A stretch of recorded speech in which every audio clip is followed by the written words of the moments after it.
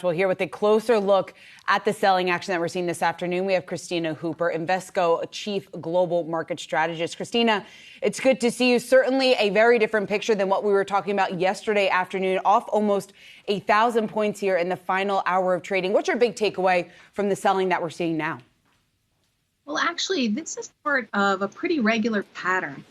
We hear Jay Powell do his press conference. Markets react relatively positively. I think he's a great communicator.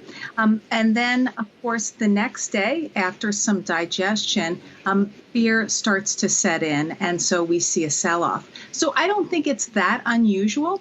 And I think we have to understand that with a 75 basis point rate hike, which hasn't happened in almost 30 years, there's going to need to be some digestion on the part of markets. And was there something in the narrative that Powell gave yesterday that you think is responsible for what we're seeing in the markets? Well, I think Jay Powell had to be sufficiently hawkish. He tried to thread the needle to indicate that he would be very data dependent, which I think is important, critically important. But quite frankly, just hiking rates 75 basis points and putting another 75 basis points on the table for the next meeting can be concerning to markets in the shorter term. I think the silver lining, though, is that if you front load these rate hikes, do a significant amount in a short period of time, you may not need to do as much 6 months or longer from now. And so that is the hope with this. But of course, the reaction in the short term is very visceral and very negative. And I want to ask you about the dot plot. A lot of people wondering sort of where we go from here. What were your biggest takeaways from that? So, of course, there has been just an enormous move up in a short period of time.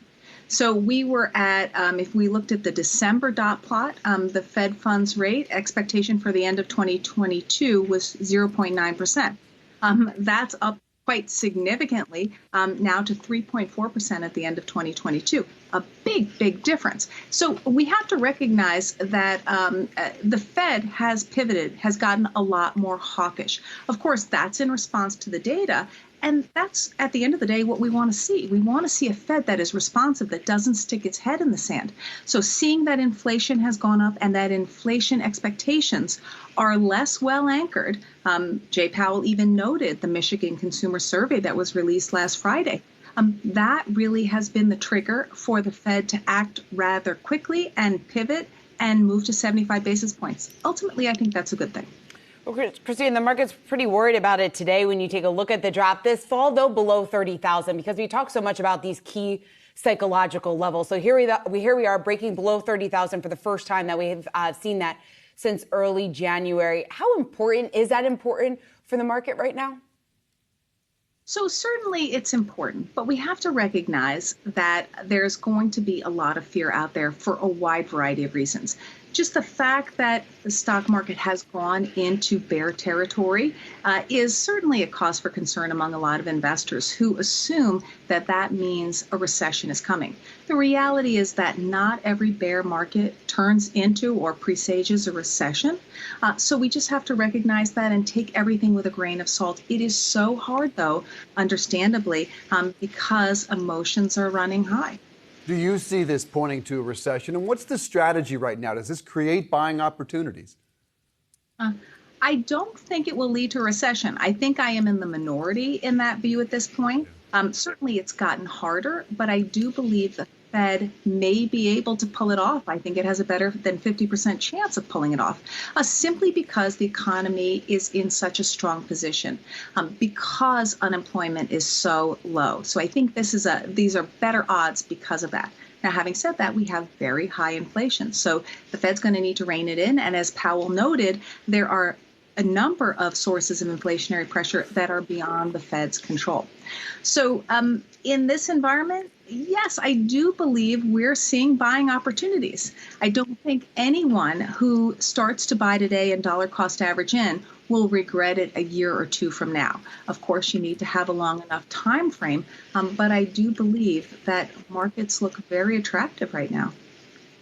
And you mentioned some of these outside forces that the Fed doesn't have control of. Obviously, you look at commodity prices with what happened with Russia's invasion of Ukraine and also the recent action taken by the ECB. How do you think central banks are approaching this? What should we be keeping an eye on? Well, central banks have this delicate balancing act because they don't want to push their economies into recession if they can avoid it. But each one has really a different set of risks and issues. Some have, of course, there are some common factors facing all these economies in terms of high inflation. But the Eurozone economy is more vulnerable, more at risk for recession than, say, the United States economy. So the ECB is going to have to tread more delicately. And thus far, it is. Also, the ECB has this particular issue where the Eurozone is a monetary union, but not a fiscal union. So it's going to have to deploy a new tool to try to prevent market fragmentation. So there are different things going on in different economies. And so the central banks of those respective economies have to provide a slightly different policy prescription based on that. Kristina, just in terms of the market action today, when we take a look at the leaders and the laggards, those cyclical sectors, energy being one of them, consumer discretionary among the hardest hit this afternoon, is that a trend that you see playing out over the next couple of weeks as we do have these recession fears lingering? I do believe that's likely to be a trend. All we need to do is look at copper prices. I think there's just a number of different indicators out there suggesting heading to a slowdown, whether or not we actually get to a recession.